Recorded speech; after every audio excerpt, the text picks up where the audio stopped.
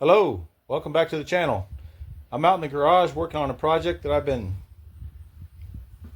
working on for a long time and hopefully coming to the end of part of it. So this is a Harbor Freight Badland winch, 12,000 pound winch, and it's got the synthetic rope on it. It's a great winch and it's very inexpensive, and I get extended warranty on it, and when they go bad, because I abuse them, you just take it down there and they give you a brand new one. No problem. No questions asked. Now I've mounted this one on a receiver hitch. So that receiver hitch goes in the receiver hitch on the truck. Now the new bumper on my front of my truck has got a receiver hitch, and the back of my truck already had a receiver hitch. Now I mounted a 10-foot long cord. I put together the cables that came with the winches that I've been using, because I burned up several of them, and I put this nice connector on there, 10 feet long, and then I bought a brand new battery, deep cycle from Walmart, and I put the same connector on there. That's about 3 feet long, so I can put this behind the tree. If I chain that to a tree, I have a connector that I can chain it to a tree. I'll show you the connector. I think it's right here.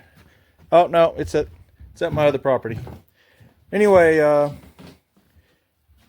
I had one of these winches mounted in the bed of my flatbed dump trailer, and I didn't like having it mounted in the bed all the time because it's out in the weather. And you can cover it up, but still, bad things happen when you drop rocks on these things. So I actually broke the top off of one. It's sitting right here, and I think it still works. I just need to mount the top back on, and it's right here. But anyway, I'll get that mounted back on. Not the end of the world, but it's nice to have an extra winch anyway. So yeah, I want to mount this in the bed of the trailer, but I want to make it removable. Now I like to be able to drag items back into the trailer. I've got some 16-foot long ramps, and so I came up with this. This is a receiver hitch. I think it's sitting on a piece here. Yeah. So this is a receiver hitch off of one of my donor trucks. I just cut the edges off and I mounted it to a steel plate. And I welded a brace in there. So that's just a piece of tubing as a brace. This is pretty sturdy. And I drilled 4 holes in it. And obviously this is going to face towards the rear of the trailer, and there's a cross member across the trailer right about here, and I'm going to mount this piece of angle to that cross member. It's just some scrap I had, so it's got some extra holes in it, but that'll mount to the cross member like that, and then I'll mount it. These holes here will go through these holes on the top. And the back, it doesn't have anything, a cross member, so I'm just going to put this as again, this is a piece of scrap with some extra holes in it, but that'll just go on the flat side. So that'll go right there underneath. And got 6 bolts here with lock nuts, and this should be very nice to be able to put the hitch or put the winch in and take it out as I need.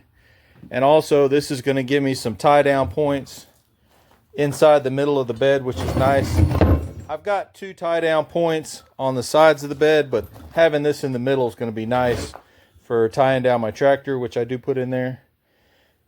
And that's it. I'll come back and show you how it goes in the trailer later.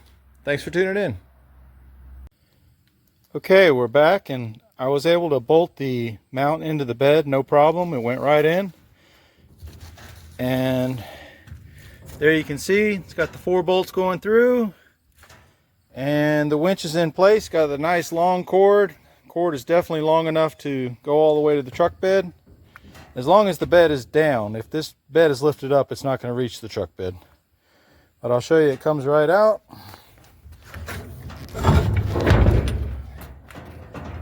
And that being mounted in the bed is not going to obstruct too much.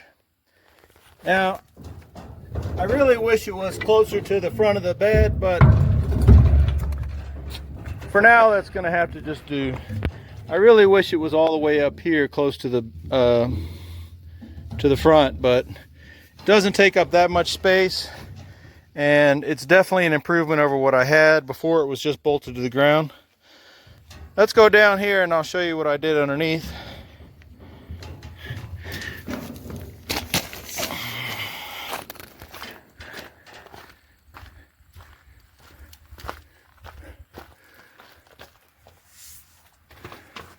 So there's my angle iron, and it's bolted to this channel right here. This is a 3-inch channel, and I couldn't use that little piece of C-channel I had on the front. It wouldn't fit because it's got this little socket here for the safety bar. So I just put some giant concave washers on there. I think this is going to be strong enough to hold it. So that's it. Job done. I've been wanting to do that for almost a year now, and I finally got around to it. It's great to have it done. Thanks for tuning in.